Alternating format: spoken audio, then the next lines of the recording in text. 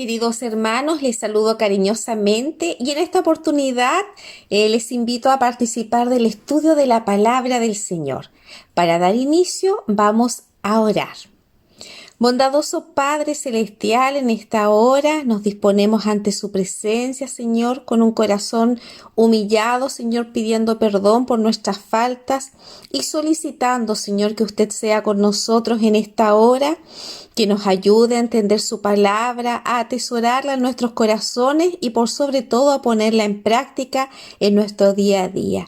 Queremos, Señor, que usted bendiga a cada hermano que está en esta hora escuchando, Señor, y que usted también sea conmigo en esta oportunidad para poder interpretar su palabra conforme a su santa y bendita voluntad. Quédese con nosotros en esta hora, se lo suplicamos sin merecerlo, solo por los méritos de su Hijo amado Jesús en la cruz. Amén. Bien, queridos hermanos, vamos a iniciar el estudio de hoy, cuyo título es Vivir en Esperanza. Vamos a dar lectura entonces a el libro de Primera de Pedro, capítulo 1. Les invito a buscar sus Biblias y buscar entonces en Primera de Pedro, capítulo 1. Voy a dar lectura de los versículos 1 al 12. La palabra del Señor dice así: Pedro, apóstol de Jesucristo, a los extranjeros esparcidos en Ponto, en Galacia, en Capadocia, en Asia y en Bitnia, elegidos según la presencia de Dios Padre en santificación del Espíritu, para obedecer y ser rociados con la sangre de Jesucristo, gracia y paz os sea multiplicada. Bendito el Dios y Padre de nuestro Señor Jesucristo, que según su grande misericordia nos ha regenerado en esperanza viva por la resurrección de Jesucristo de los muertos, para una herencia incorruptible y que no puede contaminarse ni marchitarse, reservada en los cielos, para nosotros que somos guardados en la virtud de Dios por la fe, para alcanzar la salud que está aparejada para ser manifestada en el postrímero tiempo, en lo cual vosotros os alegráis, estando al presente un poco de tiempo afligidos en diversas tentaciones si es necesario, para que la prueba de vuestra fe, mucho más preciosa que el oro, el cual perece,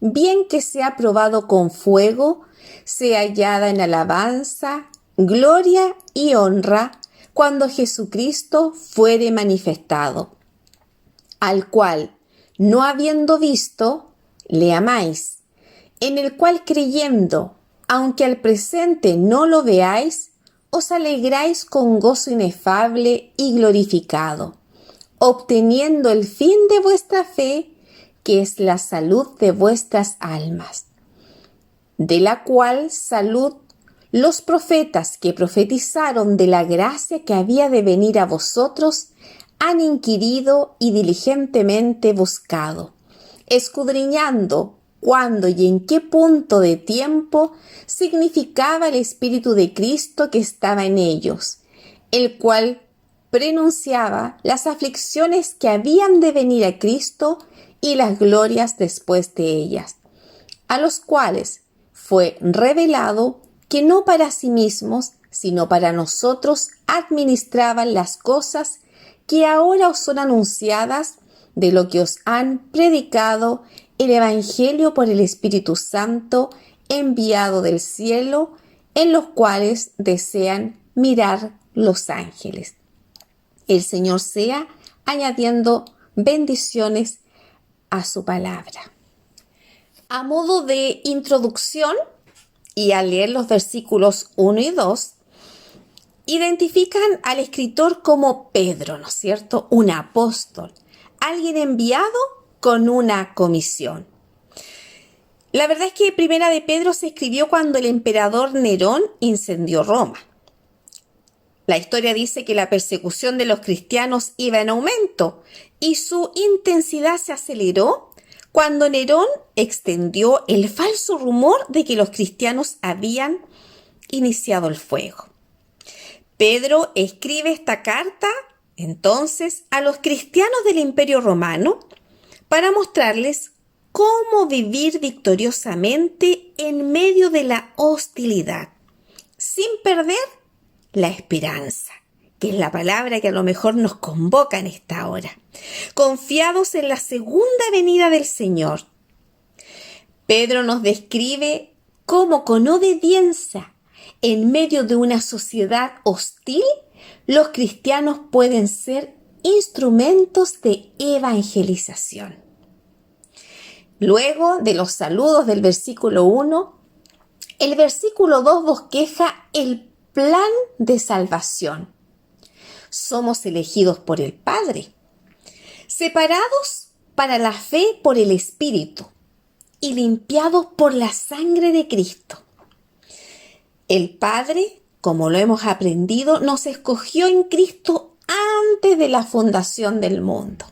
Y ahí recordamos un versículo muy conocido que está en Efesios 1:4 y que nos dice: según nos escogió en Él antes de la fundación del mundo, para que fuésemos santos y sin mancha delante de Él en amor.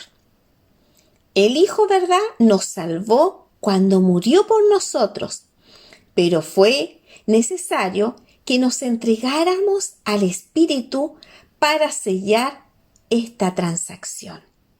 No olvidemos, ¿no es cierto?, lo maravilloso en esta introducción del capítulo 1. Muy bien, después de esta introducción y de ver, ¿no es cierto?, lo que aparece en el versículo 1 y el versículo 2 de Primera de Pedro, capítulo 1, vamos a hacer una distinción entre vivir sin esperanza y vivir con esperanza. Las personas no salvas viven sin esperanza. Y así está declarado en Efesios 2:12, que dice la palabra del Señor: en que en otro tiempo anduvisteis conforme a la condición de este mundo, conforme al príncipe de la potestad del aire, el espíritu que ahora obra en los hijos de desobediencia. El creyente, sin embargo, goza de una esperanza viva, porque tiene un Salvador que vive. Cristo es nuestra esperanza, y lo podemos ver también esto reflejado en 1 Timoteo capítulo 1 versículo 1, que nos dice la palabra del Señor que Pablo, apóstol de Jesucristo, por la ordenación de Dios nuestro Salvador y del Señor Jesucristo, nuestra esperanza. El cristiano, queridos hermanos, no trabaja para lograr esta esperanza, porque es una parte de sus derechos por nacimiento espiritual, ya que hemos renacido. Así nos dice, ¿verdad?, en el libro de Juan, capítulo 3, versículo 5. Respondió Jesús: de cierto te digo, que el que no naciere de agua y del Espíritu no puede entrar en el reino de Dios. Por lo tanto, los que vivimos en esperanza somos aquellos que hemos alcanzado la salvación, ya por medio del Señor Jesucristo. En los versículos 3, 4 y 5 de este capítulo de Primera de Pedro, hace unas observaciones muy importantes. Si vamos y volvemos a leer en Primera de Pedro en el versículo 3, hay algunas características especiales que tiene, ¿no es cierto?, esta esperanza. ¿Cómo es esta esperanza? ¿Qué características tiene? Bueno, el versículo 3 nos habla de una esperanza viva. El versículo 4, que está reservada en los cielos, que es incorruptible. Esta esperanza no solo entonces viva, sino también es duradera. Está reservada en los cielos. No se puede podrir, no se puede contaminar, ni perder su belleza y su deleite. Pero no solo es la esperanza reservada, sino que también para el creyente es guardado por el poder de Dios. Somos guardados, dice, por el poder de Dios debido a la fe que hemos depositado en Él. Ya que la seguridad eterna que usted y yo tenemos no se basa en la fe de los hombres, sino en la fidelidad de un Dios que es todopoderoso, omnipotente, omnisciente. Entonces, volvamos a repasar en Primera de Pedro, capítulo 1, los versículos 3 y 4, 5. Bendito el Dios y Padre de nuestro Señor Jesucristo, que según su grande misericordia nos ha regenerado en esperanza viva por la resurrección de Jesucristo de los muertos, para una herencia incorruptible y que no puede contaminarse ni marchitarse, reservada en los cielos. Para nosotros que somos guardados en la virtud de Dios por fe, para alcanzar la salud que está aparejada para ser manifestada en los postrimeros tiempos. No olvidar entonces estas características: una esperanza viva, reservada en los cielos, incorruptible, y que los creyentes somos guardados por el poder de Dios. Es entender que somos soldados por el Señor. Por eso somos guardados con este amor eterno por Él. Cuando leíamos al finalizar el versículo 5 de Primera de Pedro capítulo 1, nos decía que para alcanzar la salud que está aparejada para ser manifestada en el postrímero tiempo, que debíamos alcanzar la salud que está aparejada. El creyente es salvado, pero también está siendo salvado diariamente mediante la santificación y será salvado por completo cuando Cristo vuelva. En el capítulo 8 de Romanos, del versículo 18 al 25, voy a dar lectura a algunos versículos que aparecen ahí. Dice: porque tengo por cierto que lo que en este tiempo se padece no es de comparar con la gloria venidera que en nosotros ha de ser manifestada. Porque el continuo anhelar de las criaturas espera la manifestación de los hijos de Dios. Porque las criaturas sujetas fueron a vanidad, no de grado, mas por causa del que las sujetó con esperanza. Que también las mismas criaturas serán libradas de la servidumbre de corrupción en la libertad gloriosa de los hijos de Dios. Porque sabemos que todas las criaturas gimen a una y a una están de parto hasta ahora. Y no solo ellas, mas también nosotros, que tenemos las primicias del Espíritu. Nosotros también gemimos dentro de nosotros mismos, esperando la adopción, es a saber, la redención de nuestro cuerpo. Porque en esperanza somos salvos, mas la esperanza que se ve no es esperanza, porque lo que alguno ve, ¿a qué esperarlo? Empero, si lo que no vemos esperamos, por paciencia esperamos. Finalmente, el fin es completar, es perfeccionar. Nuestra fe será la salvación completa del creyente. Primera de Pedro 1, versículo 9 dice: obteniendo el fin de vuestra fe, que es la salud de vuestras almas, la salvación, ¿verdad? Quien heredará finalmente un nuevo cuerpo. Esa es una de las esperanzas que tenemos. Y hasta que Cristo regrese, el creyente indudablemente debe atravesar pruebas. Sin embargo, sabemos que nuestro sufrimiento es nada más que por un poco de tiempo, según el Señor lo ve, dice el versículo 6, si es necesario, pero la gloria será para siempre. Recordemos, hermanos, que una fe que no se puede probar no es confiable. El versículo 6 en Primera de Pedro, capítulo 1, versículo 6, dice: en lo cual vosotros os alegráis estando al presente un poco de tiempo afligidos en diversas tentaciones, si es necesario. Y el versículo 7 dice, para que la prueba de nuestra fe, mucho más preciosa que el oro, el cual perece, bien que sea probado con fuego, sea hallada en alabanza, gloria y honra cuando Jesucristo fuera manifestado. No cabe duda que todos estamos viviendo tiempos difíciles, ¿no es cierto?, de desconcierto, de mucha ansiedad por el futuro. Pero los salvados y los creyentes sabemos que tenemos una esperanza distinta a todo el resto, porque el fin de nuestra fe es la salvación de los creyentes. Y, como lo dije, hasta que Cristo regrese, vamos a tener que atravesar pruebas, pero no perdamos el foco de quién y en quién está nuestra esperanza. Cuando leíamos el versículo 7, había una comparación de la prueba de nuestra fe con la del oro.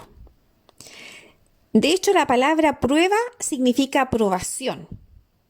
Y la comparación que sugiere el doctor Kenneth West es que el minero trae una muestra para que sea probada. El examinador le extiende un certificado que indica que la muestra contiene oro. Y este certificado es la aprobación de la muestra. Ese papel para los mineros vale mucho más que la pequeña muestra que se analizó. Es el certificado lo que les importa. Bueno, podríamos compararlo con nuestra fe. Nuestra fe se prueba de la misma manera, con una muestra. Y la aprobación de nuestra fe significa que hay un sinfín de riquezas más adelante, que a lo mejor ahora no lo podemos ver, no lo conocemos, nos puede incluso producir ansiedad, pero nuestra fe no puede decaer. Recuerde que hay un sinfín de riquezas que está más adelante. El sufrimiento que soportamos aquí o que nos toca vivir resultará en más gloria cuando Cristo venga. Y sabiendo esto, le amamos cada día más. Esa es la esperanza que nos motiva todos los días a esperar su gloriosa venida. En los versículos 10 al 12, Pedro nos recuerda que los profetas del Antiguo Testamento hablaron de esta salvación que disfrutamos. No comprendieron por completo. Sin embargo, el tiempo ni las circunstancias en las cuales aparecerían vieron la cruz y el reino, pero no percibieron por anticipado el valle entre los dos, que estaba presente en esa edad en la cual estaba atravesando la iglesia. Queridos hermanos, recuerde que las Escrituras son una fuente de esperanza. En el libro de Romanos capítulo 15, versículo 4, dice la palabra del Señor: porque las cosas que antes fueron escritas para nuestra enseñanza fueron escritas, para que por la paciencia y por la consolación de las Escrituras tengamos esperanza. Y le recuerdo que nosotros, los creyentes, somos llamados a testificar de la esperanza. Y encontramos otro versículo en Primera de Pedro, pero en el capítulo 3, versículo 15, que dice: sino santificad al Señor Dios en vuestros corazones y estad siempre aparejados para responder con mansedumbre y reverencia a cada uno que os demande razón de la esperanza que hay en vosotros. La tarea para hoy es que cada uno de nosotros pueda reflejar la esperanza que tenemos, porque vivimos de manera distinta, con esperanza, no como vive el mundo afuera. Y recuerde que en las Escrituras está la fuente de la esperanza. Escudriñela y aprendamos cada día más del precioso mensaje que el Señor tiene preparado para cada uno de nosotros. Que el Señor le bendiga. Le invito a orar. Bondadoso Padre Celestial, le damos gracias por la hermosa oportunidad en esta hora de poder leer, Señor, escudriñar su palabra, Señor, y poder atesorarla en nuestros corazones.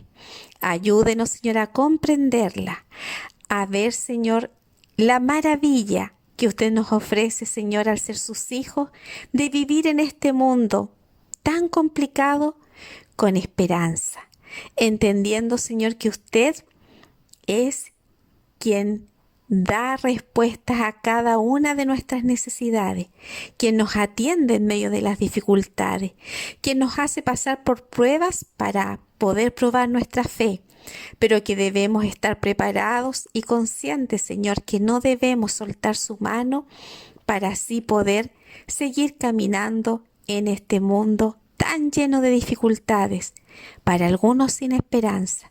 Ayúdenos a fortalecernos, Señor, para que nuestra fe esté más firme, Señor, y perfecta cada día. Gracias, Señor del cielo, por la dulce oportunidad que tenemos de poder, a través de este medio, llegar a los corazones, Señor, de nuestros hermanos, Señor, para que puedan seguir, Señor, aprendiendo cada día más. Le agradecemos todo, Señor, y dejamos nuestras peticiones especiales delante de su presencia por los méritos de su Hijo amado Jesús en la cruz. Amén. Que el Señor les bendiga grandemente.